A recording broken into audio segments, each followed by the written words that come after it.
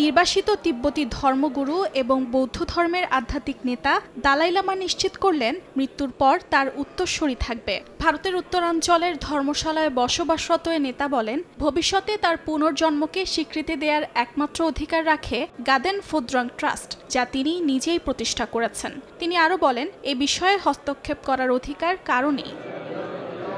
এদিকে ১৯৫০ দশকে তিব্বত দখল করে নেওয়া চীন জানায়, দালাই লামার উত্তরসূরি হতে হলে তা কেন্দ্রীয় সরকারের অনুমোদিত হতে হবে। চীনের পররাষ্ট্র মন্ত্রণালয়ের মুখপাত্র বলেন, দালাই লামার উত্তরসূরি চিহ্নিত করতে হলে সোনার পাত্রে লটারি নামের ঐতিহ্যবাহী পদ্ধতি অনুসরণ করতে হবে। এই পদ্ধতির সূচনা হয়েছিল ১৭৯২ সালে এবং অতীতে ৩ জন দালাই লামার উত্তরসূরি নির্ধারণে এটি ব্যবহৃত হয়েছে।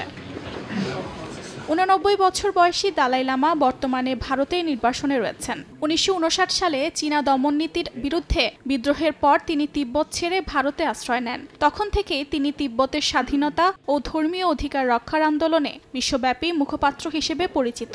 তবে বেইজিং দালাই লামাকে একজন বিচ্ছিন্নতাবাদী বলে বিবেচনা করে। দেশটির দাবি, দালাই লামার কোনো অধিকার নেই তিব্বতী জনগণকে প্রতিনিধিত্ব করার। অর্চিতা শেরজিন, সময় সংবাদ।